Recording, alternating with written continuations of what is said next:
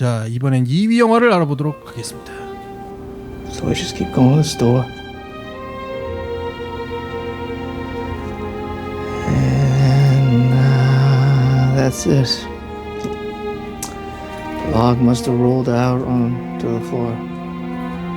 And the fireman said they pulled Randy out. She passed out downstairs. And then the furnace blew. And they couldn't go back in again. And that's all I remember.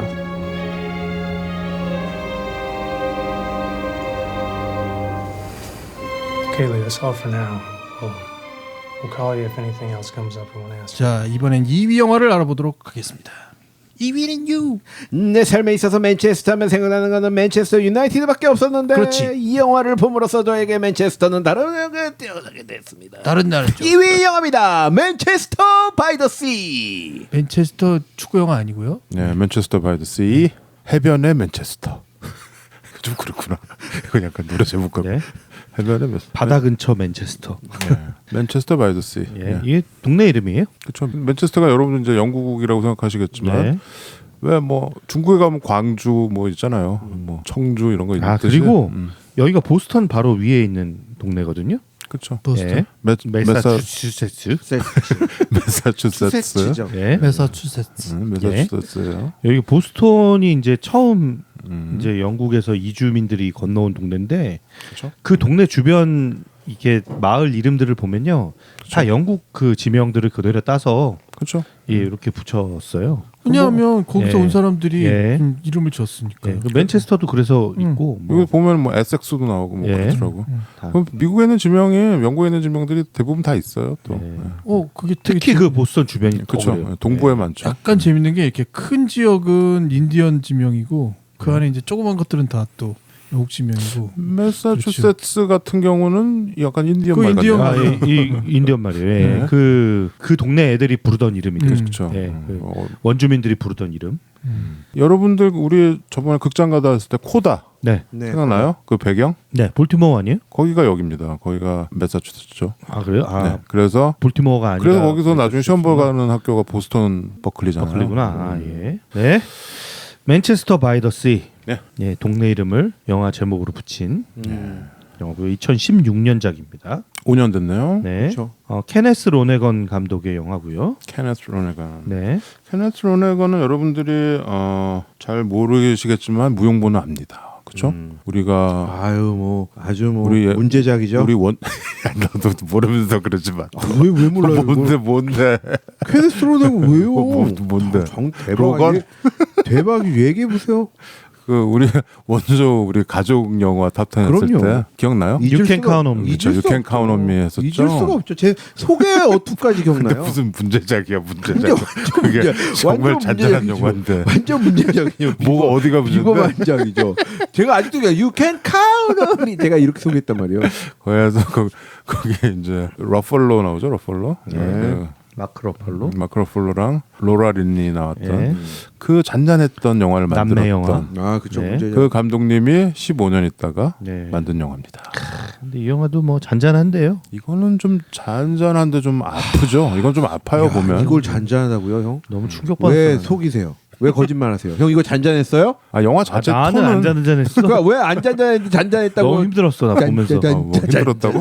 잔잔잔잔잔 왜 잔잔했다고 그래요? 처음 봤을 때, 이 영화 처음 봤을 때, 지금 이 영화를 이제 이번에 저는 두 번째, 세 번째 봤는데 처음 봤을 때는 너무 보면 슬퍼가지고, 너무 울었구나. 예, 그래서 그 다음부터는 좀 안 보게 되더라고요. 못 보겠어. 근데 이번에 보니까 좀 낫더라고요. 아 그래? 알고 보니까 알고 봐서 더 슬플 수도 있는데 어떤 사람은 알고 봐서 더 슬프다고도 얘기하는 사람도 있는데. 이건 좀 난 슬픈 거 좀 지나면 아파요. 이 영화 보면은 너무 아프죠. 그리고 그렇죠. 예. 이게 너무 연기들 잘했어. 그렇죠.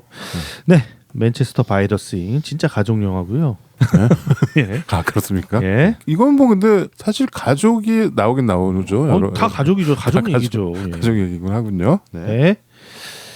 리 챈들러 리. 주인공. Lee 리입니다. 예. 리. 원래 이 맨체스터 바이 더 씨에 살던 사람인데 그렇죠?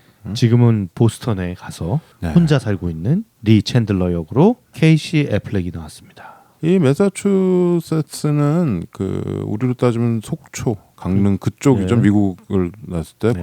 보스턴은 이제 안쪽에 있고 네, 맨체스터는 이제 해변에 있겠죠. 네, 그래서 맨체스터 바이 더 시군요. 네, 근데 이제 수도가 보스턴이죠. 매사의 수도가. 네, 그래서 거기로 무슨 이유인지 모르겠으나 네. 거기서 혼자 살고 있죠. 네. 자기가 살던 고향을 떠나서. 네. 도시에 가서 사는 겁니다. 네. 그리고 리의 형이 있어요. 형 조 챈들러 역으로는 카일 챈들러가 나왔어요. 성이 같네. 네. 챈들러네. 이 성을 형 성을 그냥 갖다 썼네요. 그러네. 왜 그랬지? 네. 카일 챈들러 얼굴 보면 알죠. 무슨 FBI 요원 이런 걸로 많이 나왔던 것 같은데. 수많은 영화에 네. 주인공은 아니고 그쵸. 약간- 조연인데. 근데 이 영화도 너무 좋아요. 그냥 그쵸. 아, 이 형. 예. 우리 형 같고 예. 정말 좋은 형으로 나오죠. 예. 예. 여기도 근데 형제죠. 형이랑 동생, 예. 남자 형제 둘이죠. 그쵸. 여기 진욱이랑 최 과장이 또 많이 공감하면서 보겠군요. 아 난리 나죠. 근데 뭐 형, 둘 다 형 이렇게 동생한테 이렇게 해줍니까? 아니요. 잘 안 이러죠. 서로 잘 안 이러는데. 근데 동생이 이런 일을 당하면 이렇게 해주. 그렇죠. 예, 그럴 수 있겠죠. 음. 예. 네, 그리고 리의 아내가 있어요. 그렇죠. 전처라고 그렇죠. 예, 헤어진. 처가 있습니다. 랜디 역으로 네. 미셸 윌리엄스가 나왔습니다. 미셸 윌리엄스. 네. 마지막에 그 대화씬은 아주. 네. 미셸 윌리엄스는 여러분들이 그 어떻게 하시면 아실라나? 브록백 마운틴에서 여자. 저 아주 문제작이었죠. 다 문제작이. 그리고 저기. 여기저기 많이 마블 많이 나왔어요. 베놈. 베놈 문제작. 베놈에서 여자 주인공. 아주 문제작이죠. 다 문제야 너는. 네. 다 문제작이래. 그리고 이 형인 조 챈들러에게는 네. 아들이 하나 있어요. 네. 패트릭. 패트릭. 예, 패트릭 역으로 루카스 헤지스라는 배우가 네, 나왔습니다. 루카스 헤지스 아까 우리 진욱이가 네. 11위를 할 때 마지막 영화 벤 이즈 백에서 벤입니다. 맞아요. 거의 문제작이어서 다 문제작이에요. 아직 뭐 이렇게 어린 여기서는 이제 고등학생 역으로 나오죠. 예, 고등학생. 그리고 이 패트릭에게는 엄마가 있죠. 조의 아내, 그렇죠. 형의 아내, 그렇죠. 형수 앨리스 역으로 그레첸 몰이라는 배우가 나왔어요. 그렇죠. 예. 그 우리 저기 310 유마 예. 이런 게 어째 생각이 문제작이었잖아 준우가. 엄청 문제작이었죠. 총 쏘는 문제. 스리텐트 유마에서 아주 살인 문제작이었죠. 그 와이프, 거기서 와이프로. 이 예쁜 와이프. 그 와이프가 이 와이프. 예. 뭐 이 정도 소개하면 될 것 같고요. 배우들은. 그리고 여러분들 이 영화 보시면은 이 영화 뭐 물론 좀 이제 무겁고 되게 우울한 영화이긴 하지만 중간에 카메오가 있습니다. 감독이 카메오로 나와요. 그렇죠. 아주 문제 감독이죠. 그래요? 케네스 로너건이 나왔나? 크리스 로너건이 뭘로 나왔지? 몰랐어요? 나 몰랐네. 어디 나왔지 누가? 문제적 장면에 나오죠. 문제적인 장면에 그냥 아주 문제. 거기 왜 처음에 케이스 애플렉이랑 패트릭 이제 조카랑 둘이 예. 이렇게 거의 변호사한테 갔다 오던가 뭐 어디 장례지도사? 장의사 거기 갔다 오던가 이렇게 둘이 이렇게 길거리 걷다 차에 오고 있는데 둘이 막 싸우니까 지나가다가 누가 그 시비 거는 아저씨. 지나가다가 아빠 노릇 좀 잘하라고 지나가잖아. 예. 그 사람의 적인 대사를 던져. 그 사람의 감독입니다. 그 사람이 감독이구나. 그 파란색 패딩 입고 있던 되게 사람. 일반인처럼 생긴 사람 있잖아요. 그 사람의 감독이에요. 그냥 몰랐네요. 동네 아저씨처럼 네. 나오죠. 뭐 관심 있으신 분은 네. 문제적 장면 보시고요. 이 장면 문제적 장면이지. 진짜 그런가? 예. 저 되게 인상적이었거든요. 그것도 기억에 남는 그러니까 장면. 이 삼촌이랑 조카랑 하는 대화 들으면서 그러니까 어. 아빠랑 아들인 줄 알고 지나가면서 한마디 하는 거잖아요. 니 진짜 볼만하다. 똑바로 해라. 그렇죠. 영화 이제 parenting이란 말이 있죠. 예.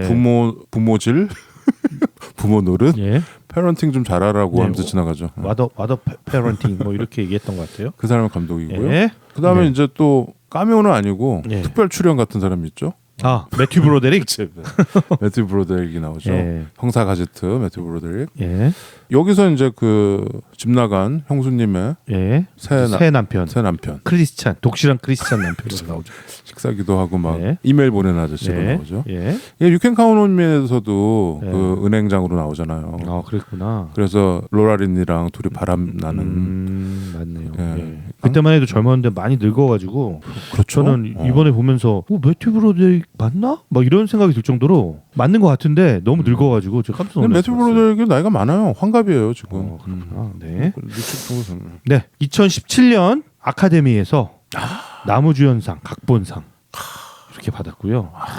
케이시 애플렉을 나무주연상 그렇죠. 받겠네요. 사실 케이시 애플렉을 우리가 네. 다 그냥 벤 애플렉 동생이라고만 얘기했지. 저도 그렇게 알고 있었어요. 다 그랬죠. 이 영화 전에는 저는 그 전세계가- 정도 이미지였어요. 전 세계가 그랬지. 아주 그냥 존재감이 없었어요. 약간 좀 닮았는데 왜 동생 그 배우 있잖아. 그치. 이름도 잘 모르고 네. 벤 애플렉이 동생이 있더라. 뭐 이런 네. 이런 느낌이었는데. 동생도 배우야. 뭐 이 정도였는데 그렇죠. 이 영화에서 존재감이 이걸로 뒤집혔다가 1년도 안 돼서 다시 뒤집혔죠. 네. 미투로. 네. 그래서 왜 케이시 애플렉이 요 다음 오스카에 보통 여우 주연상 수상을 네. 해주잖아요. 나무 주연상. 시상하러 못 왔죠. 자기가 그냥 반납했죠. 네. 나는 그럴 자격이 안 됩니다. 네. 그래서 좀 자중하고 있는 상황입니다. 하여튼 되게 롤러코스터를 탄 네. 배우. 골든글로브에서도 나무주연상 야, 받았네요. 이건 뭐 줄 수밖에 없을 것 예. 같아요. 이 영화 보면 그렇죠. 만장일치. 네. 벤 애플렉보다 훨씬 더 연기 잘하는 것 같습니다. 근데 제 사실 그 말은 맞는 것 같아요. 그 말 맞지. 벤 애플렉은 뭐 이 영화 저 영화 많이 나왔지만 그렇죠. 영화도 잘 만드는 감독이기도 하고 그렇죠. 그렇긴 하지만 연기는 대본도 잘 쓰고. 케이시 애플렉이 훨씬 좋았다. 근데 이 영화 하나로. 이 영화 하나로 그냥 완전히 그냥 역전 말로홈런을 쳐버렸어요. 네. 이게 이렇게 역전되는 경우들이 좀 왕왕 있죠. 그 다코타 패닝. 네. 그 집안도 동생이 어느 순간 동생이 언니를 앞질렀고 네. 그다음에 우리 그 홈얼론 주인공이었던 맥컬리 컬킨. 맥컬리 컬킨도 동생이 네. 좀 떠가지고 동생이 훨씬 더 인기가 많아. 그런 식으로 인생은 좀 살아봐야지 되는 것 같습니다. 네. 네. 맨체스터 바이 더 씨. 맨체스터 바이 더 씨. 이 영화 제목만 듣고 벌써 우시는 분들도 있을 것 같아요. 아 그런가요? 네. 이게 좀 뭐랄까요? 잔향이 오래가는 영화 중에 하나고요. 물론 뭐 이게 뭐 싫어하거나 뭐 이런 건 아니지만 이 영화를 보고 나면 이 영화를 구성한 이 감독의 그 솜씨가 너무 좋아서 그렇죠. 이게 계속 플래시백이랑 지금이랑 왔다 갔다 하는 건데 예. 그걸 너무 잘했어. 그쵸. 그래서 이게 배우들이 그렇다고 뭐 20년 전에 이렇게 돌아가는 게 아니고 몇 년 전. 한 10년 전 뭐 10년도 안 돼요. 그런가요? 10년도 안 되는 것 같고 한 7, 8년? 7, 8년 정도 되는 것 같고 진짜 그게 너무 그러니까 이 감정을 그렇죠. 이렇게 차곡차곡 쌓아가는 거죠. 그래서 네. 내가 왜 세자매 하면서 얘기했는데 네.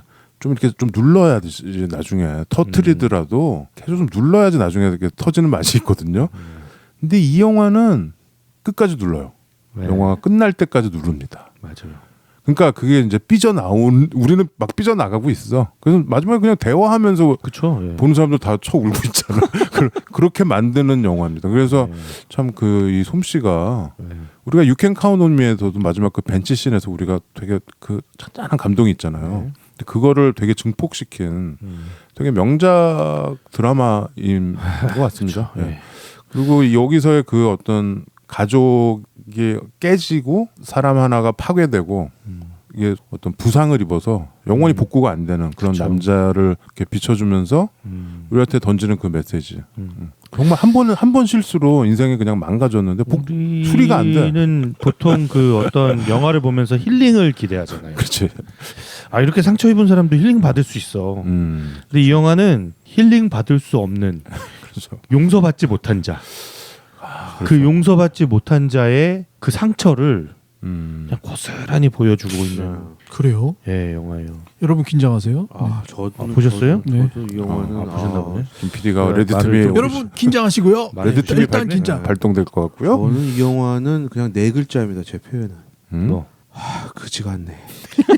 뭐가 또 그지가 저는 문제작이야. 네, 저는 그 SBS 예능의 그 골목 식당에서 백종원 씨가 이 그지 같네 한마디로 시청자를 다 울린 이 말이 한마디 있었거든요. 아주머니 돌아가시려고 그래서 그런 거 아니야? 네, 맞아요. 그 원주의 칼국수집 이제 아주머니를 식당을 이제 도와줘서 이제 조금씩 이제 식당이 잘 되는 막 그 봤더니 할머니도 사연이 엄청난 할머니였잖아. 아들이 사고가 있었고 맞아. 뭐 근데 잘 되는 가게가 막 불이 나고 막 이런 상황에서 불나면 도와줘서 잘 되잖아 가게. 가게가 다시 이제 이제 손님들 들어오고 네. 일어날 수 있는 상황이었는데 할머니가 오랜만에 원주를 내려가려고 하는 와중에 보니까 할머니가 암 치료를 이제 이렇게 받고 막 머리 다 밀고 막 이런 상황에서 이미 도착해 있는 김성주와 이제 막 이렇게 통화를 하는데 이 본고차 안에서 소식을 듣고 소식을 듣고 백종원 씨가 막 눈물을 흘리면서 그지 같네 하는 말이 있거든요. 그게 막 막 울렸는데 제가 이 영화를 보고 똑같은 보면서 우리 그치 같네 진짜. 씨. 막 이러면서 눈물이 막 맺히는 거예요. 막. 그래요? 네, 밥정 그런 비슷한 그 수준. 비슷한 느낌도 있었고. 그지 같은 네, 영화예요. 저건 좀 그지 같고요. 문제작에다가 맨체스터 바이 더 씨 이 설정을 왜 케이시 애플렉이 왜 망가졌는지. 자, 이거는 근데 이제 우리가 스포일 얼러트를 주의를 좀 드려야 되겠네요. 이거 근데 설정을 얘기 안 하면 할 수 있는 얘기가 없지. 할 수 있는 얘기가 없기 때문에 이 영화는 보신 분만 들으십시오. 안 보신 분들 지금 끄고 보신 분만 들으시라고요? 안 보신 분들은 끄고 이 영화를 보고 와서 들으십시오. 여러분들 저기 안 보신 분들 끄시면서 한 마디씩 하세요. 그지 같네. 아이 문제. 네, 얘들은 또 문 스포일을 하려고 또 이렇게. 근데 이거가 스포일이 될 수밖에 없죠. 없죠. 네. 예, 근데 진짜 이거는 들으시면 재미가 없어요. 영화의 재미가 반감됩니다. 재미로 보는 영화는 아닙니다. 오, 그리고 이번에 저희 방송이 아주 문제적 방송이 될 것 같으니까 당장 끄시고요. 예, 그지 같네 진짜. 설정을 그러면은 스포일을 좀 하면서 최 과장이 네. 얘기를 할게요. 그러니까 결말은 얘기하지 마시고요. 이 설정 네. 여기 영화에서 그지 같은 상황 이거 네. 좀 얘기해 주시죠. 전국의 거지들 죄송합니다. 저희가 표현을 이런 식으로.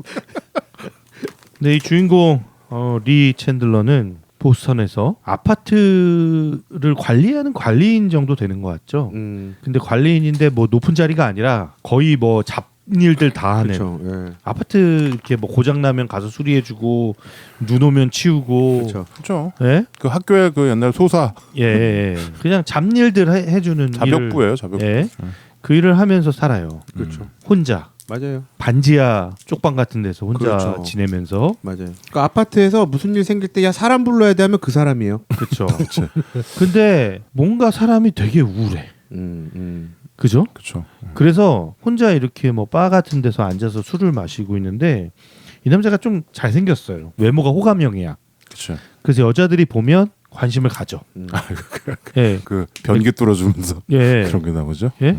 변기 뚫어주면서도 나오고 그 바에서도 왜 어떤 여자가 맥주 쏟으면서 맞다. 말 걸어보려고. 작업 거는 여자도 있고. 예. 근데 뭐 그러는데 그때마다 말을 안 해요. 그냥 괜찮다 그러고 그냥 다 쳐내는 거지. 그리고 혼자 계속 술만 마셔요. 그리고 앞에서 어떤 남자들이 얘기하면서 쳐다보면 우리가 아는 사이였나?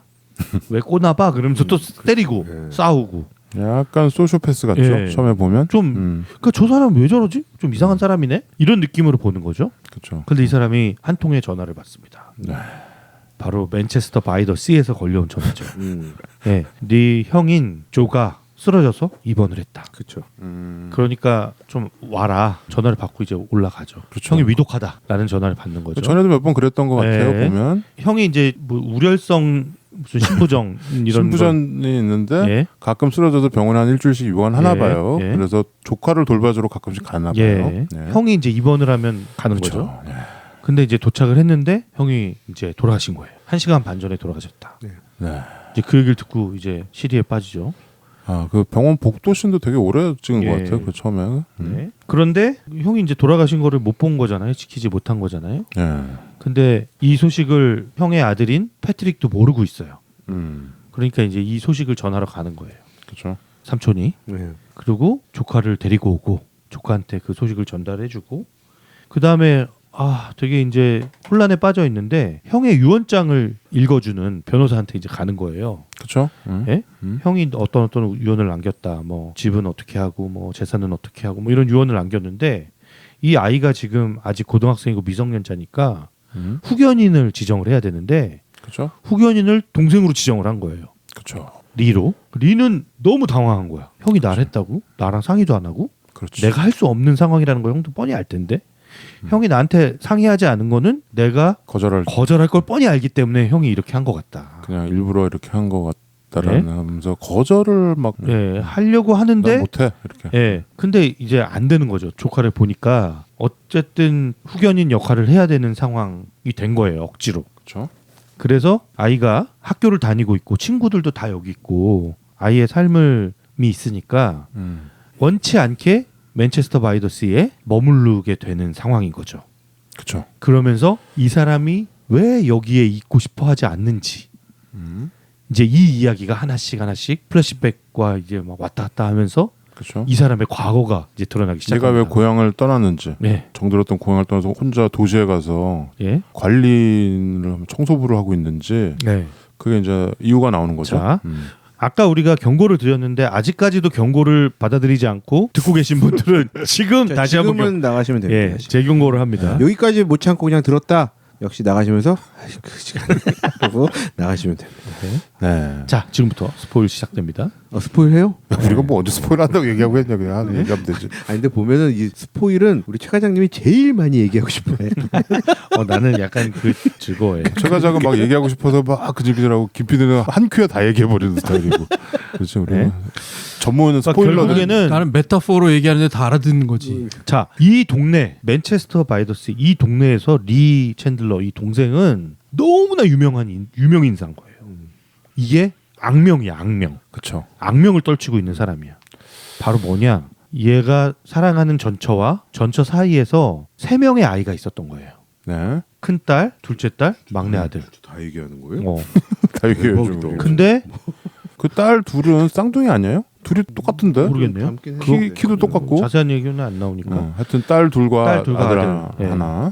막 낳은 이제 아기, 갓난아기가 있는데. 형 잠깐만 심호흡 한 번만 하시고. 진짜 아직도 듣고 계신 분도 계실 거예요. 아 그래요? 야, 좀 그만. 진짜 이거 완전 지금 완전 스포일 지금. 야 이거 5년 일촉즉발인데 6년 된 지금. 영화인데 뭐 어때? 괜찮아. 괜찮아요. 자 그런데 이 남자가 한순간의 실수로 그렇죠. 집에 이제 춥다고 장작불 같은 걸 켜놓고, 근데 이 남자가 되게 취해 있는 상태였어. 그렇죠.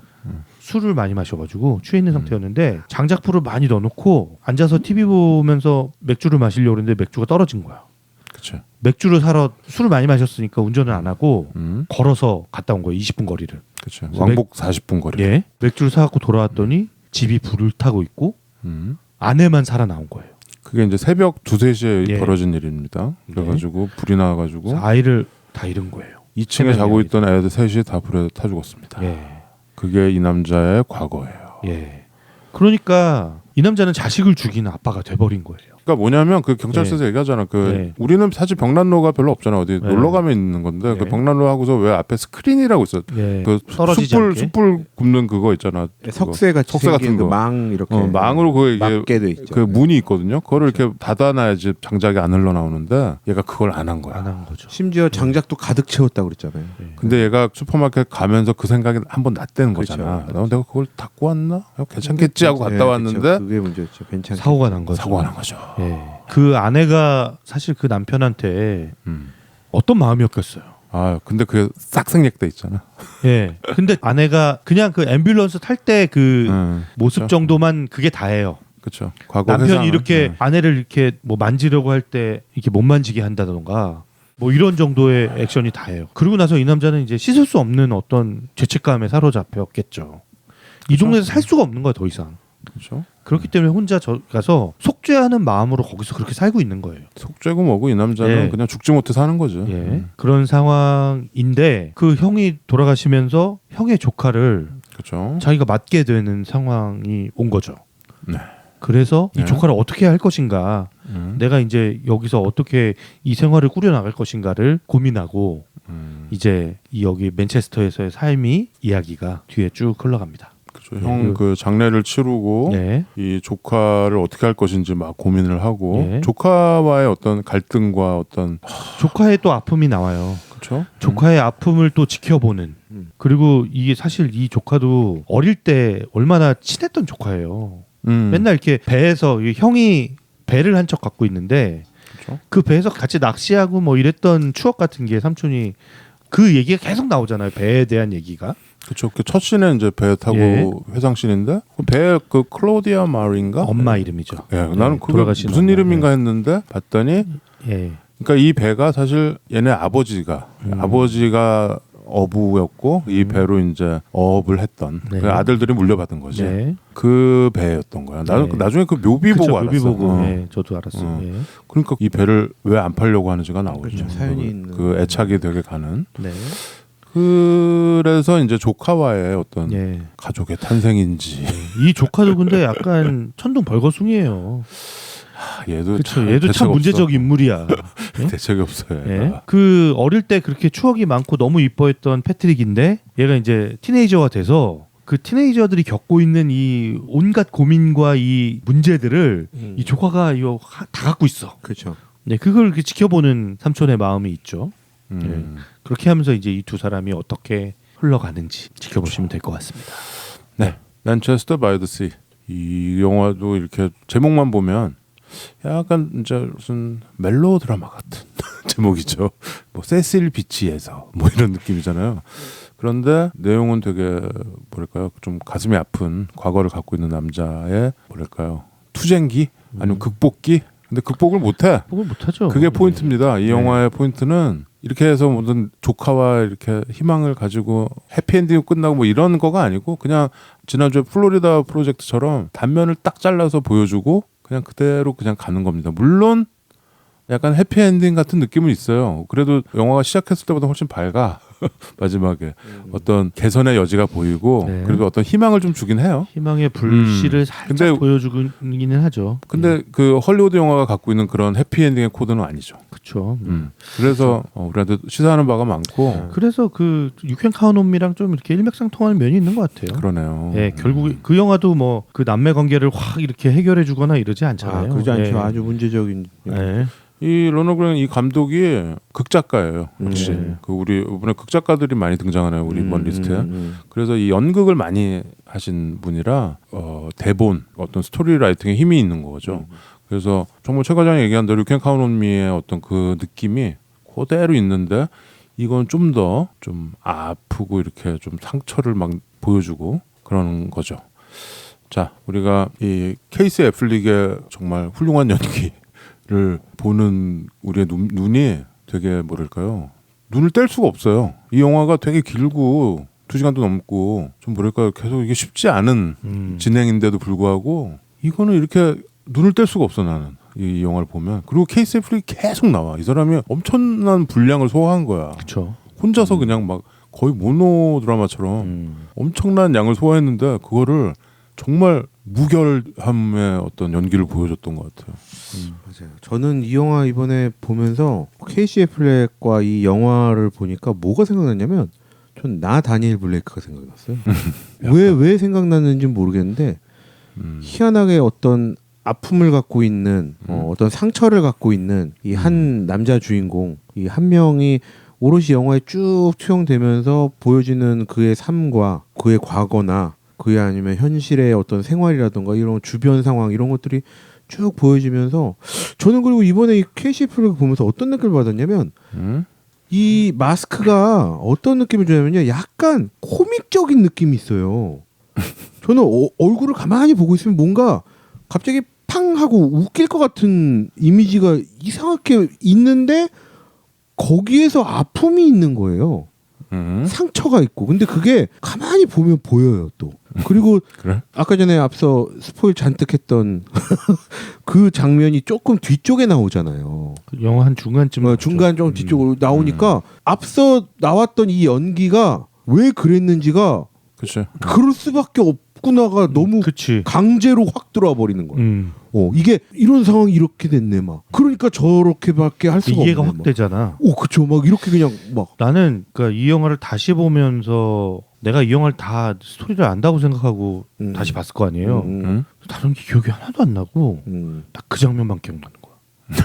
그 장면이 너무 셌어. 그 새벽 때 가지고 예, 불 이렇게 끄는 장면. 술 사가지고 이렇게 멍하게 이렇게 술 들고 집 밖에서 이렇게 집을 쳐다보고 있는 그 장면만 생각이 나더라고요. 그 정도로 저한테는 그게 너무 그랬었죠. 그 스토리가 너무 세니까 다른 거는 아예 눈에 들어오지도 않았어. 그럴 정도로 이 영화가 그랬던 것 같은데 이번에 다시 보니까 다른 영화처럼 보이더라고요. 이걸 알고 보니까 그렇죠. 알고 보니까 아, 이 사람의 상처가 이 사람에게 미치는 영향과 이제 이 조카와의 관계, 형을 이렇게 보내는 그런 아픔, 뭐 이런 것들에 대한 얘기도 이제 조금 들어왔는데 처음 봤을 때는 이런 게 느껴지지 않을 만큼 그냥 그 사람의 아픔만 너무 오롯이 느껴졌던 것 같아요. 그 큰 사건으로 인해. 그렇지. 그리고 또 다른 건 기억이 안 나는데 아내인 미셸 윌리엄스가 그 형의 장례식장에 찾아왔을 때 처음 미셸 윌리엄스 얼굴이 나오잖아요. 성당에서. 예.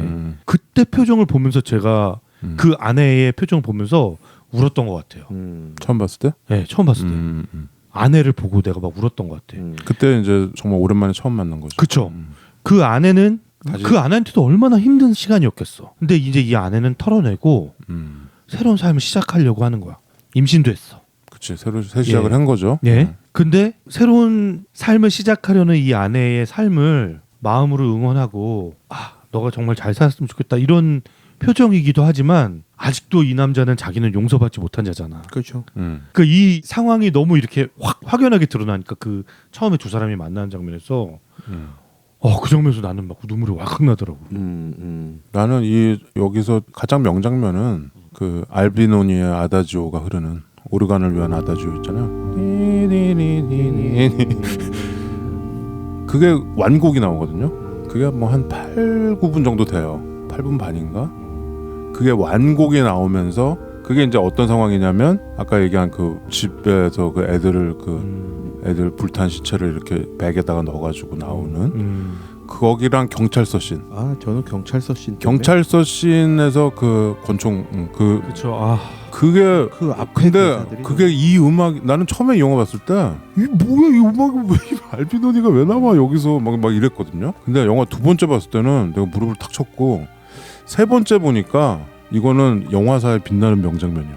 이 8분 반 정도가 이 음악이 완곡이 되면서 나오는 이게 진짜 언매칭이거든요. 이건 지금 저 그냥 보스턴 저 맨체스터에 그냥 그 옛날 그거를 회상할 수 있는데 알비노니의 저 300년 전 음악이 나오는 게 하나도 안 붙는다고 생각했는데 이게 다시 보니까 거기가 명장면이고 또 하나의 명장면 마지막 이거는 이제 미셸 윌리엄스의 연기죠. 그 성당 장례식 말고 예. 나중에 마지막에 다시 우연히 만났을 때 골목에서 우연히 만난 상황. 예. 하필이면 골목도 그 뒷골목이야. 근데 거기서 미셸 윌리엄스 대사 중에 예. 이 남자를 원망하는데 자기는 새 출발하면서 이 남자한테 이제 미안한 마음이 있고 우리가 그 생략됐던 영화에서 생략됐던 장면을 대사 한마디로 그냥 끝내버려요. 그쵸. 내가 너에게 했던 말들. 나는 그 말을 했것 때문에 난 지옥 갈 거야 란 말을 하잖아요. 거기서 그 몇 년간의 이 두 부부가 얼마나 괴로워하고 그거 우리가 아까 11회에서 했던 생일 그것처럼 생일 확 생각나죠. 근데 이거는 너무 잘못이 너무 뻔한 거죠. 이 남자 잘못이니까.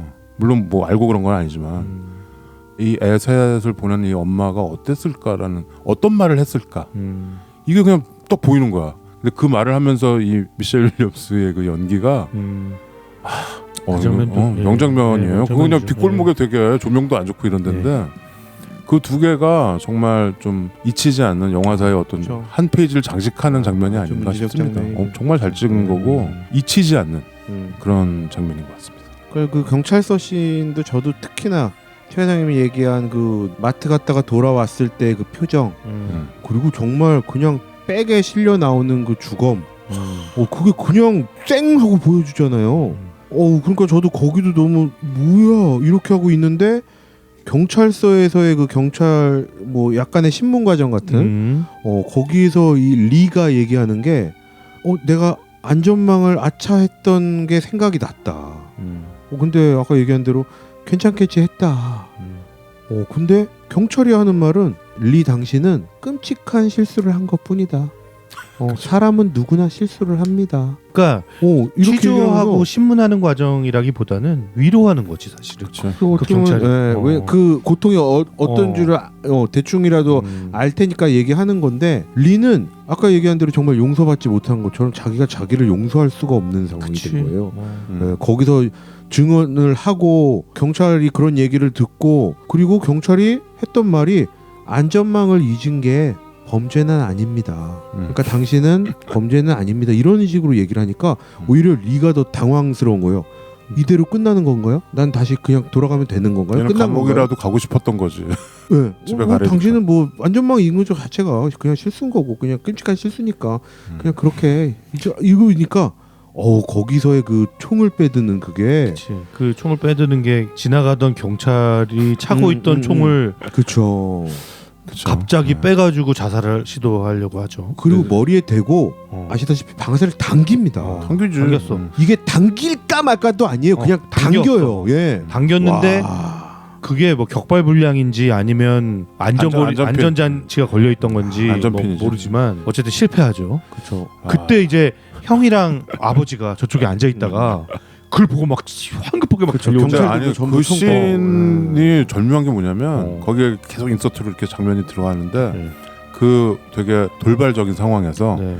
이제 케이스 애플렉이 방아쇠를 당기고 형은 막 뛰어가고 있는데 거기서 그 아버지의 연기가 있어요.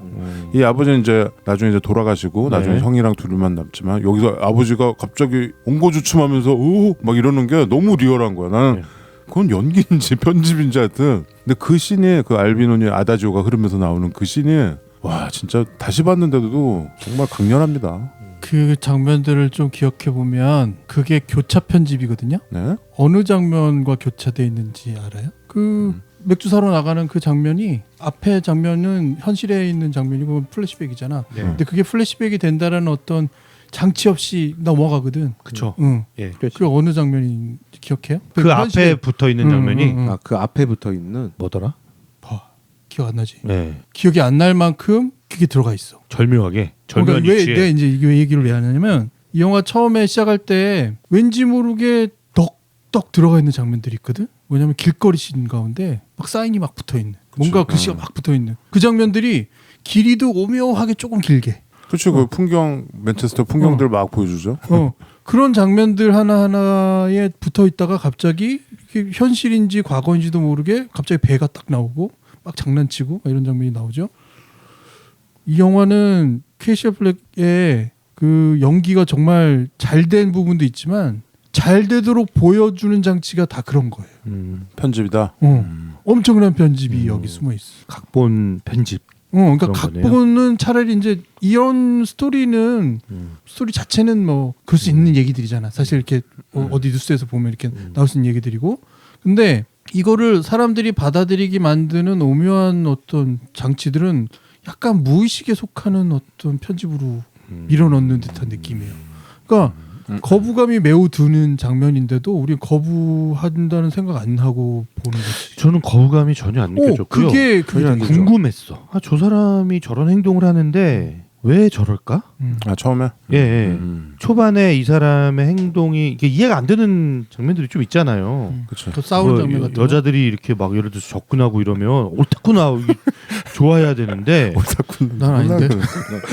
아 근데 아니, 형 묘하게 트릭을 만들어 놓은 게 있어. 어. 그 바에서도 트릭이 있어요. 그 그렇죠. 약간 게이 코드가 그쵸.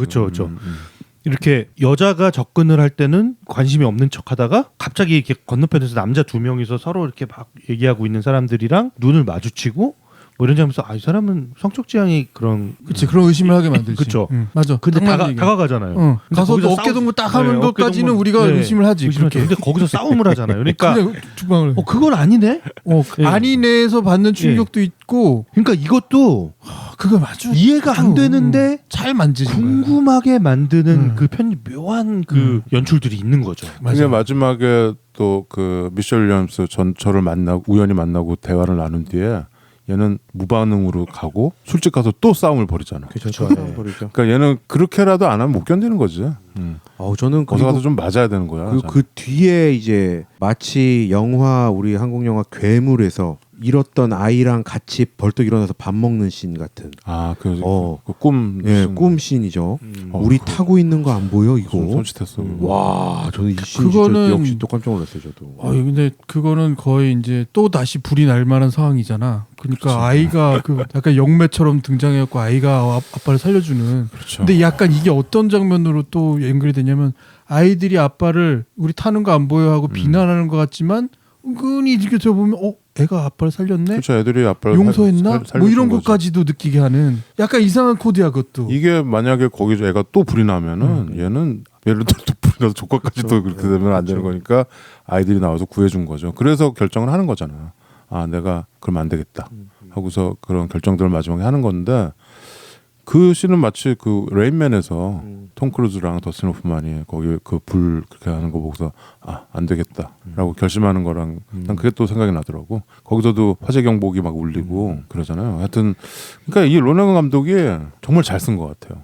이 사람이 워낙 이 원래 작가잖아요. 그 Analyze This를 쓴 사람이에요. Analyze This. 아, 그거랑 저 갱스 오브 뉴욕 갱소 이런 걸 쓴 사람이에요. 시나리오도. 문제적 시나리오 작가네. 그 문제는 아니고. 그리고 이제 연극 같은 걸 많이 대부분 썼죠. 희곡을. 그러니까 자기가 찍고 어떻게 플래시백을 하고 이것까지 다 시나리오를 쓴 거야. 김수현 작가네. 김수현. 그래서 이게 지금 과거랑 현재랑 우리는 사실 뭐가 뭔지도 사실 몰라요. 케이스 애플릭 예를 들어서 헤어스타일이라도 좀 바뀌면 모르겠는데 옛날에 좀 말쑥했고 지금 좀 더부룩한 뭐 요 정도밖에 안 돼. 그러니까 신경을 막 쓰지 않고 보면은 저기 과거인지 현재인지 뭐 지금인지 얼마 전인지 잘 모르겠어요. 그런데도 문제가 안 됩니다. 그거는 이 남자가 갖고 있는 그 아물지 않은 상처가 계속 피를 흘리면서 가고 있기 때문에 우리는 그 상황을 이렇게 보면서 어떤 느끼는 그 연민도 아니고 좀 뭐랄까요 좀 이게 있어요. 이게 이 남자가 또 우리가 미셸 윌리엄스 와이프라고 해도 이 남자는 용서받지 못한 아, 그럼요. 자잖아요. 이건 뭐 어떡합니까? 남편이 잘못하고 애가 어디 팔 부러져도 네, 몇 년을 욕을 먹던데. 아유, 저는 이게 뭐 연민 이런 느낌이 아니고요. 이 고통을 한번 니들이 한번 느껴봐. 그렇죠. 약간 라는 그런 식의 VR 뭐 체험하듯이 VR이군요. 자, 이 고통 한번 니네 한번 느껴봐.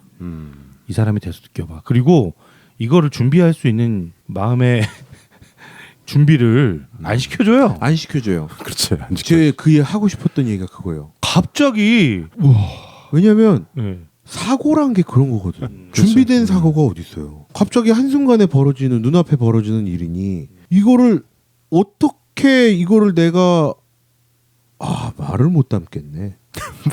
표현을 못 하겠어. 이거를 내가 참, 어떻게 해결할지 어떻게 당면해야 될지 뭐 이런 거를 그러니까 그 장면이 딱 나온 이후부터는 이 사람의 스토리 과거를 딱 알고 난 이후부터는 그렇죠. 영화가 손에 안 잡혀. 그냥 이렇게 그러니까 하면서 보게 되는 거지. 이 영화가 나는 네. 구조적으로 진짜 좀 심하게 표현하면 진짜 영악하게 만들어졌다라는 게 그 장면을 어디다 넣느냐는 거야. 그 이 사고 장면을 어느쯤에다 어디다 찔러 넣느냐는 거거든요. 그거를. 근데 이 가만히 생각해봐. 지금 어디에 들어가 있는지. 가운데쯤 들어가 있어요. 가운데쯤인데 중간쯤에 그 가운데쯤에다가 찔러 넣었을 때 우리 가만히 생각해봐요. 이 충격적인 장면이 가운데쯤 나온다고? 그래서 저는 그치요. 제 기억에는 이 장면이 맨 마지막이라고 생각을 했어요. 아니야. 근데 가운데쯤 나는 찔러 넣는 건 난 비교적 처음이라고 생각했는데. 나는 마지막이라고 생각했어. 근데 영화를 보는데 이 장면 이렇게 빨리 나왔나? 저는 약간 그러면서 봤거든요. 그러니까 결국은 이 장면을 가장 충격적으로 보여주게 만드는 장치는 어떤 음악적인 효과든 아까 얘기한 오샤가 얘기했던 아다지오. 아다지오의 그 처연한 음악에다가 이 충격적인 거를 슬로우로 다 때려박고 있는데 그게 사람들한테 이게 이렇게 느껴질 거라는 감각을 갖는다라는 게 신기한 거지. 같은 감각으로 받아들여질 거라고 계산하는 게 더 어려운 거예요. 그러니까 김필영 얘기가 맞는 거. 영화를 만드는 순간에 이건 음악도 없고 장면은 장면대로 다 있는데 찍을 때는 이 장면 따로 배 타고 나갔던 거 따로 찍을 거 아니야. 그러니까 다 조각조각 흩어져 있는 거를 그러니까 말하자면 퍼즐 맞추듯이 다시 재배치하는 거야. 이렇게 왔다 갔다 하면서 재배치하는데 거기에 음악까지 넣었을 때 이게 어떤 감정을 일으킬지를 안다는 게 이상한 거야. 그게 감독 겸 작가의 어떤 장점이죠. 이게 같이 한다라는 게. 그렇죠. 그리고 지금 김 PD도 그 아다지오 그 씬에 슬로우라는 말을 하잖아. 거기에 슬로우 모션 하나도 없어요. 아니에요. 그냥 음악만 아다지오인데 우리가 그걸 마치 슬로우 모션처럼 기억을 한다니까. 그 아까 얘기한 대로 그 주검이 그냥 백에 당겨놓고 그냥 생으로 그냥 다 보여지고 경찰서도 뭐 총 땡기는 게 생으로 그냥 보여줘 뭐 이렇게 슬로우로 막 그렇지. 그게 아니에요. 그래서 음악만 아다지오니까. 진짜 네, 아니에요. 진짜 슬로우 모션처럼 네. 나도 기억하고 내가 왜 슬로우로 느끼는가 하면 하여튼 행동들이 그렇게 빠르진 않아. 그러니까 슬로우로 느껴지는 게 당연하겠지. 그리고 오작 형이 아까 얘기했던 인상적인 아버지가 일어나서 놀래는 그 씬도 그냥 그 속도로 원래 일어날 수 있는 씬. 그러니까 김필영 얘기한 대로 이게 정말 어떻게 보면은 계산적인 것도 있겠지만 또 하나는 이 감독 겸 이 작가의 이 느낌이 어떤 느낌이냐면 내가 철저한 계산해서 여기에 이 아다지오 이 한 8분 정도 경찰서로 이어지는 이 불나서 경찰서 이 씬을 여기에 넣어야겠다라고 한 것보다 조금 더 관객이 당황할 것 같은 곳에 넣었다는 거죠. 갑자기 튀어나오는. 그리고 아까 김PD 표현대로 언제 플래시백이 됐을지 모를 정도에 넣어서 마치 내 인생에서 갑작스럽게 저 사고를 동시에 느끼게 해서 그 이후의 삶도 앞서 느낀 삶을 이해하면서 앞으로 주인공처럼 어떻게 내 삶을 살아가야 될지, 나를 어떻게 용서할 수 있을지, 그냥 죄 지은 채로 살아가야 할지, 아니면 이 상태로 가야 되는 게 맞는 건지에 대한 혼란스러움을 뒤쪽에 그냥 쭉 남겨놓는 거예요. 그러니까 앞서는 정말 뭐 우리가 다 느낀 대로 궁금한 거지. 이 주인공이 어떻게 했지? 근데 갑자기 땅 하고 나와요. 땅 하고 나와서 앞선 행동들이나 연기나 이런 생활이 이해가 되면서 주인공하고 같이 걱정하게 되는 거야. 그럼 앞으로 나 어떻게 되나? 난 죄인인데 내가 지금 어떻게 해야 되나? 뭐. 근데 형 애까지 후견인데 갖고 내가 지금 어떻게 해야 되나? 뭐 이런 것까지 같이. 그러니까 이게 이제 영화가 약간 두 파트로 나눠져 있는데 이게 중간에 그 장면과 함께 전반부는 어떤 거냐면 약간 투트랙으로 가요. 그러니까 이 남자의 현실과 예전에 그 친근하고 재기발랄하고 그쵸. 막 네. 뭐 이랬던 그 과거의 집안에서의 삶, 어떤 예. 아이들을 보고서 아빠 집에 왔는데 뽀뽀해더니 내 목을 막 조르는 거야. 이런 것들을 다 배치시키면서 이 두 사람이 같은 사람인데 왜 저렇게 다르게 행동하지라는 의심점을 가지고 거기까지 가는 거야. 그쵸, 예. 그것도 플래시백으로 계속 이게 말하자면 교차 편집을 해가면서 네. 그러다가 이 장면을 이렇게 훅 집어넣는 다음에 그 다음에는 이 남자의 선택에 대한 측면으로 넘어가잖아요. 그러니까 다시 조카를 예전에 그 첫 장면이 뭐야? 야 아빠랑 살 거야, 나랑 살 거야. 나는 정말 다 하실 줄 알고 물에 빠지면 누구 구해줄 거야? 거야. 이런 거 그렇죠. 얘기할 때도 난 아빠야 그랬더니 막 그 서버에 하던 이런 정말 친근한 삼촌. 예. 근데 여기서는 정말로 예전에 당연히 그랬던 그 조카 삼촌의 관계가 차에서 갑자기 뛰어내리는 막 쌍욕을 둘이 하는 관계로 변해 있는 거야. 그거를 매만질 수 없는 상태로 쭉 놔두면서도 아주 이렇게 평행선인데 거기서 요만큼씩 가까워지는 모습을 보여주는 거예요. 그쵸. 요만큼씩 예. 요만큼씩. 사람들은 그렇죠. 속 터지지 마. 예. 빨리 안 가까워져? 이러는 건데 예. 안 가까워지도록 내비두고 있는 거야. 너무 가까워졌으면 안 될 것 같아요. 그게 이제 영화를 네. 마지막에 감상하는 평인데 네. 하나는 그 가까워짐의 마지막 말이 결국 이런 거예요. 이건 이제 다 스포일인가? 난 방을 2개 만들라고. 그렇죠. 예. 이게 이제 한마디로 다 결론 지어주는 거야. 방 2개짜리 얻으려고 해. 왜요? 그런 얘기인데. 알면서 물어봐 이 자식. 근데 그 장면에서도 결국은 예전처럼 친근하게 막 장난치는 건 아니지만 공 하나로 왔다 갔다 그쵸. 하면서 장난치고 있는 그 공 삼촌과 장면. 예. 이런 장면이야. 그러니까 이 영화는 진짜 뭐라고 얘기하냐면 좀 내가 뻔히 알면서도 내가 이걸 당하네 이런 생각이 들 정도로 명확하게 잘 짜여져 있는 거죠. 영악하다. 잘 짜여져 있어요. 근데 누구도 이 영화를 보면서 거부하거나 이렇게 하진 않는데 흔히 말해서 이 영화의 암울한 끝 마무리가 그냥 그 씁쓸한 그 부분으로만 남아도 좋을까라는 약간 그 서운한 감을 느끼게 하면서 영화가 끝나죠. 좀 아쉽죠. 그러니까 아까도 얘기했지만 완전 새드 엔딩은 아닌데 그렇다고 완전 해피 엔딩도 아닌.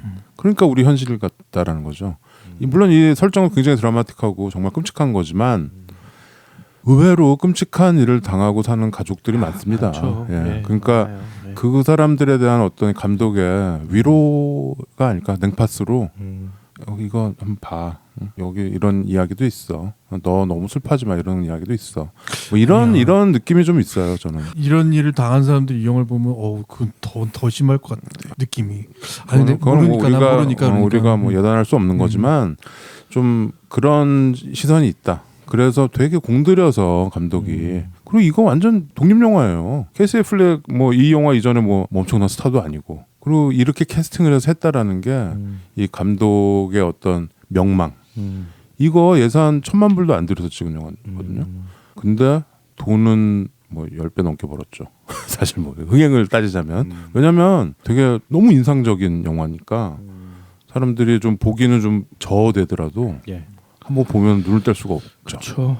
그리고 너무 뇌리에 남는 얘기고 남지 않을 수 없고 그리고 뭐 이렇게 최 과장이 아이가 나와서 최 과장이 더 아이가 있는 부모들이 보면 더 막 끔찍할 것 같긴 해요. 나는 오샥이 아까 얘기한 8분보다도 진짜 명장면으로 나도 생각할 수 있는 장면을 꼽으라면 나는 오히려 골목 씬인 것 같아요. 골목에 두 사람이 우연히 정말 만난. 우연히 만날 뿐더러 대화를 그만큼 길게 해본 적이 없을 것 같아. 솔직히 말하면 그 그 정도로 이후에 길게 사건 몇 년 이후에. 동안에 그 정도로 대화를 길게 할 수도 없는데 결국은 뭐냐면 여자는 자기의 감정을 예전에 쏟아냈던 만큼 다 또 쏟아내고 있는데 이 남자는 또 그걸 다 주워 담고 있어 혼자. 주워 담는 게 아니라 도망가는 아, 도망가는 네. 거긴 한데 주워 담으면서 도망가는 거야. 그 마지막엔 도망가지. 네. 결국은 못 챙기고 뭐 너도 행복했으면 좋겠어. 아니 나 괜찮아. 뭐 이런 걸로 주워 담고 있어. 그러니까 점심을 함께 했으면 좋겠다라는 거잖아. 결국 이 여자의 네. 부부는. 그러면서 이제 그 속에 있던 말이 다 나와. 난 너 사랑해 모르면서 다 나오는데 이 남자는 그 말들을 예전에도 그랬을 것 같은데 그냥 다 맞고 있는 거야. 계속 또 맞아주고 있어. 그렇죠. 이게 이 남자의 지금 마음의 상태인 거예요. 이 나는 아직도 용서가 안 돼. 이 자기 남자 스스로가 용서가 안 딴 돼. 사람들은 다 용서했는데 자기는 스스로 용서 못 하고 있습니다. 그래서 마지막에 조커한테 그 정말 간단하지만 우리의 정말 기대를 깨는 말을 하잖아. I can beat it 하잖아요. 그거. 나는 도저히 내가 이겨낼 수가 없다. 이거 솔직하게 얘기하잖아. 그리고 조커를 안아주잖아요. 그러니까 그냥 이 사람의 상태인 거야. 자기 자신을 용서 못 하는 거야. 용서하겠습니까, 여러분 같으면? 근데 이제 시간도 한 10년 지난 것 같고 다들 이제 좀 극복해가고 자기의 전처도 이제 새로 결혼해서 임신을 했대잖아. 그리고 애를 낳았잖아요. 예. 나중에 우연히 만났을 때. 그리고 시간이 또 지나서 그러면서 애 얼굴도 보여주고. 그러니까 부인은 옛날에 그 절망에서 좀 헤어나와서 너도 좀 나와 이제 내가 옛날에 미안해서 그런 말 해서 이렇게 얘기하는데 난 그냥 여기 있을게 계속 이러고 가는 거야. 왜냐하면 자기를 용서 못하니까. 그 어떤 처절한 현실이 있어요. 그거를 씬 몇 개로 보여주죠. 그러니까 저는 솔직히 뭐 이해하거나 공감할 수는 없는데 뭐 그 아픔 정도는 정말 큰 아픔이겠다 정도까지만 하지 100% 다 공감은 못하지만 저는 그 못 버티겠어가 결국 영화의 마지막 부분에 나오잖아요. 그렇죠. 시간이 어느 정도 지났다라고 생각되는 판단되는 그 시간대에도 오히려 더 울면서 못 버티겠어란 말을 하는데 저는 이 상황이 점점 시간이 지나면 지날수록 더 누를 것 같거든요. 더 짓누를 것 같고 이게 시간이 해결해 주는 것과 시간이 쌓이면서 더 무거워지는 그런 아픔이 있다면 저는 이게 후자의 아픔인 것 같아서 그래서 도저히 못 버티겠다. 근데 오히려 저는 그 뒤에 그러한 어떻게 보면 조카한테 자기 고백을 하고 조카와 같이 부둥켜 안고 눈물을 흘린 후에 그 배에서 이제 낚시하는 장면 있잖아요. 엔딩에. 마지막 네. 저는 오히려 거기에서의 오히려 그 낚시하는 장면이 조카 그냥 조금 떨어져 앉아 있지만 그래도 같이 낚싯줄을 던지고 낚시하는 그 장면이 뭐 그래도 한켠으로는 조금 그 그쵸? 네, 털어놓음에 있어서 뭔가 좀 조금 더 긍정의 좀 장면이지 않을까라는 생각도 좀. 그러니까 그냥 그렇게 허드렛 일을 하면서 그렇게 그냥 진짜 자신을 벌하면서 사는 거지. 네. 근데 마지막으로 네. 이제 한 번만 얘기하고 싶은 거는 이 사람이 이렇게까지 안 하면 살 수 있었을까? 이게 이 영화에서 마지막 장면이 확 밝아지길 바라지만 이 사람은 밝아질 수 없다라는 것을 그쵸? 인정해야만 하는 거야. 아니 미셸 파이퍼가 오죽하면 그 대사를 합니까? 정말 마음을 닫고 안 열려고 하는 미셸 파이퍼. 미셸 윌리엄스. 윌리엄스 미셸 파이퍼라고 그랬습니까? 예. 하여튼 미셸 그 여보 죽지 마 이 말을 하잖아. 그 대사에서 거기서 다 거기에 응축이 돼 있는 거야. 이 남자는 초계와 같이 그냥 자기가 죽으면 자기가 너무 쉽게 자기를 벌한다고 생각하는 그런 남자인 거지. 예. 그러니까 그런 대사가 나오는 거지. 그 죽지 마라고 하지만 저는 이제 이건 진짜 막 속에 있는 얘기긴 한데 가끔 이렇게 비극적인 상황을 생각해 볼 때가 있잖아요. 그렇죠. 누구나. 예. 이런 일이 생기면 어떻게 할까? 그렇죠. 이 영화 보면서 생각하게 예. 되죠. 근데 나는 못 살 것 같다. 그렇죠. 예. 내가 저 사람의 상황이면 나는 못 살 것 같다라는 생각이 들거든요. 근데 이 사람이 살아있는 이유는 오식 형이 뭐 좀 전에 비슷한 얘기를 했지만 그 내가 이렇게 살아가는 것조차도 형벌이다. 예, 형벌이다라고 생각하는 것 같고 그러면서도 이렇게 살아있다는 것 자체도 미안해하는 것 같아요. 그렇죠. 네. 네, 동시에. 예. 그게 네. 이 영화에서 난 더 돋보이는 건 뭐냐면 술 마셨을 때 싸우는 거야. 예. 그게 있어서 예. 더 현실감 있는 거야. 그러니까 이 사람이 그 싸우는 이유가 음. 진짜 그냥 자기 성질을 못 이겨서 싸우는 게 아니라 일부러 싸움을 거는 거잖아요. 그치. 맞으려고. 예. 맞으려고. 그거잖아요. 예. 그러니까 두 그거잖아요. 명한테 가고 예. 때한테 덤비고 이러는 거야. 그렇죠. 예, 일부러. 일이어도 당연히 자기가 맞을 텐데 그냥 덤비는 거야. 일부러 네. 그러는 거지. 근데 저는 여기에서 또 하나는 뭐 이건 또 다른 얘기긴 한데 이 형인 조 챈들러가 자기 조카의 후견인을 왜 동생을 했느냐에 대한 거. 그렇죠. 네. 그 형의 마음이 또 있어요. 그 어떻게 보면 동생에게 살아가야 될 이유를 하나 주는 거예요. 그렇지. 네. 아까 전에 전 와이프가 죽지 마 한 것처럼 형 또한 그런 식으로 표현을 한 그치. 거예요. 죽지 마. 형이 유언장에 나는 그걸 남겼다고 생각했어. 동생에게 짐을 던져준 것 같지만 사실은 손을 내민 거지. 그렇지. 형이. 형은 계속 네. 그거예요. 그러니까 여기서 이 형은 사실은 어떻게 보면은 좀 그 병이 걸려서 사형 선고를 받는 입장이죠. 그렇죠. 예. 길어봤자 언제 10년밖에 모르는데, 못 산다 이 사람. 예. 이렇게 이 상황이 된 거죠. 그래서 와이프는 알코올 중독돼서 도망가고 예. 그런데 동생이랑 아들을 끔찍하게 사랑하는 거야. 동생이 그렇게 되고 난 후에 형이 동생을 엄청 챙기잖아 또. 그 가가지고 그 단칸방에 그 가구도 사오고. 아 저는 그 장면이 이번에 다시 보면서 가구. 되게 그 별 장면 아닌 것 같은데 그게 형이니까 그게 되는 거야. 별 장면 아닌 것 같은데 그게 되게 좀 짠하더라고요. 그 짠하죠. 동생이 그 반지하방에 처음 가서 나 그냥 여기서 살면서 이거 할래라고 하는 상황에서 형이 이제 가서 딱 보니까 형도 너무 가슴이 아픈 거야. 이 동생의 상황이나 얘 결심이나 이럴 수밖에 없는 동생의 상태나. 근데 야 우리 나가서 가구를 좀 사오자. 그렇죠. 그러니까 가구 다 있잖아. 아니, 이건 가구 아니다. 이게 집이야? 이게 집 예. 구석이야? 그러면서 이렇게 소파 몇 개 사와서 그 소파를 소파에 놔주죠. 비닐을 딱 벗기고 거기에 형이 딱 앉아서 좀 낫지. 좀 라고- 낫죠. 예. 그 별 장면이 아닌 것 같은데 그런 근데 장면도 그- 되게 그- 섬세하게 섬세한 분더러 거기에 난 백미는 뭐냐면 그 형이 화를 내는 거야. 이게 집구석이야 하고 화를 내는 거야. 화 안 내고 그냥 대화할 수도 있잖아. 근데 이 연출은 화를 내게 해. 자기 감정을 다 표현해. 근데 그 감정에 자기 동생은 또 무덤덤해. 나는 로너건 감독의 이런 연출 이 영화에 담겨 있는 많은 그런 섬세한 연출 중에 또 와닿았던 게 액자예요. 액자. 무슨 말인지 알죠? 액자. 앞을 보여주지 않는 액자 세 개. 음. 액자 세 개를 얘가 진짜 모든 건 다 초계같이 버려도 그 액자 세 개는 갖고 아주 다니죠. 소중하게 우리가 네. 무슨 액자 세 개니까 뭔지 알겠지. 보여주지도 않아. 근데 관객을 못 보게 합니다. 그거를. 그쵸. 끝까지. 예. 다른 거는 막 대충 쑤셔넣지만 그 액자는 정성스럽게 예. 수건에 싸잖아. 안 깨지게. 그래서 이렇게 가져가는 씬이 나오잖아요. 그리고 나중에 패트릭이 조카가 와가지고 그 액자를 이렇게 한참 보고 있는 장면이 있어요. 그 장면이 5명하고 싸우고 나와서 집에 왔을 때 그러니까, 만신창이 돼서 누워 있는데 삼촌이 그러고 들어왔으니 걱정은 되는데 음. 걔도 방에 처음 들어가 봤던 것 같아. 오히려 그렇죠.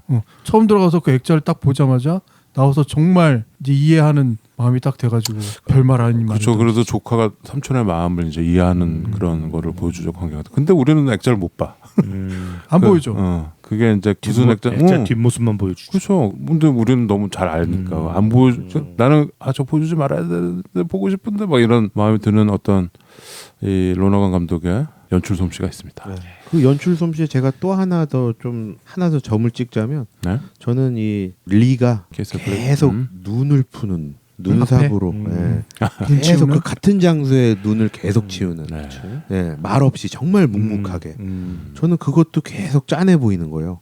눈은 계속 쌓이거든요. 근데 계속 말 없이 퍼내. 그런데도 계속 뒤에 장면은 계속 쌓여. 그래도 그 자리에서 눈을 계속 퍼내고 야, 여기 상의는 또 카키색 점퍼를 입었어요. 되게 축구 눈 많이 군대도 생각나고 이 동네가 옛날에 저기 미국에서 처음에 건너왔던 사람들이 그 청교도들이 아마 그 근처에서 살았을 거야. 그렇죠. 겨울 동안. 거기서부터 이제 미국이 시작이 된 거죠. 지금의 미국이.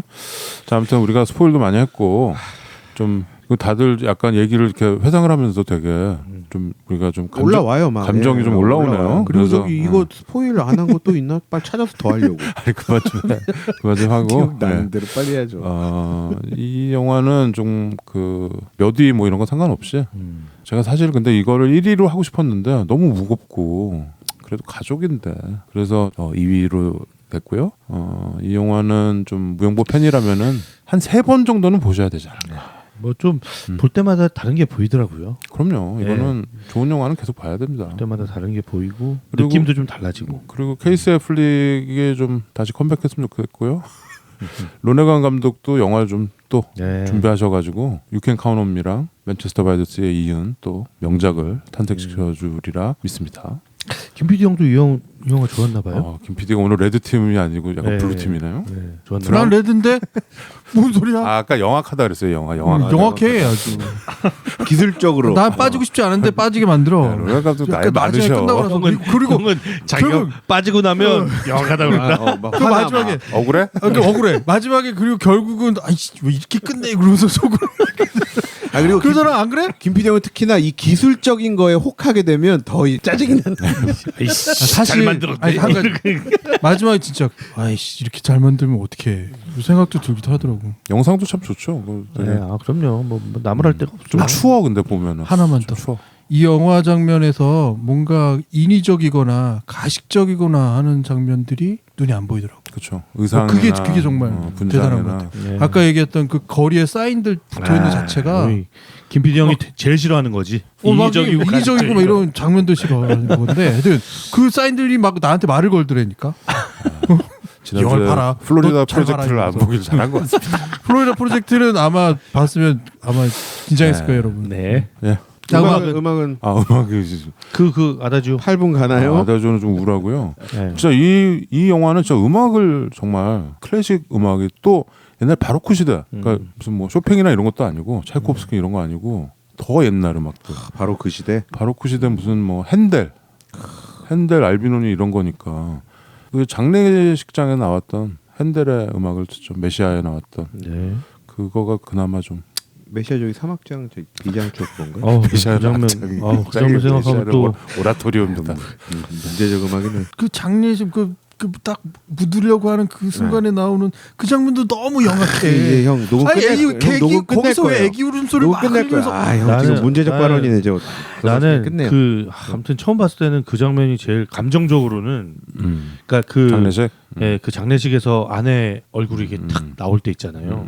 이렇게 식장 안으로 탁 들어왔을 때 두 사람의 얼굴 표정을 이렇게 번갈아가면서 보여주는데 거기가 감정적으로는 진짜 제일 올라왔다. 근데 케이스 애플릭은 좀 날로 먹은 느낌이 있어요. 되게 무표정하게 고통을 참고 있는 표정이잖아. 계속 얘가 형, 그게 우는 왜 거는 날로 마지막에 먹어요? 그 친구 와이프 품에서 우는 거 딱 한 번인데. 형 그게 왜 날로 먹은 거예요? 형 아니, 내가- 진짜 형 속뜻은 그게 형 속뜻은 그게 아닌데 왜 웃기려고 아니야 이 그러는 거야? 부분은 그러지 마요. 내가 오샤한테 진짜 찬성. 왜냐면 뭔지 모르게 자기는 뭘 연기하는지도 모르게 했는데 막 패치가 이러니까 다 살아남아. 아니, 막 음악이 막 저도 뻥 막. 음악이 이렇게 살렸어. 다 처음에 얘기했지만 살아남아. KCF를 그래서 표정이 참 묘한 게 뭔가 이 코믹 코드도 있는데 그렇지 않은. 아니 그 정도 난 형 지금 모르겠어. 음악 계속 깔리는 거죠? 이러면서 우리의 말이 조금씩 아니, 페이드아웃 되면서 되는 거죠? 지금 이렇게 모르겠어. 음악이 이렇게 많이 나오면 유튜브에서 잘려. 그렇게 해야지 재밌겠죠? 핸들은 안 잘린다. 네. 아이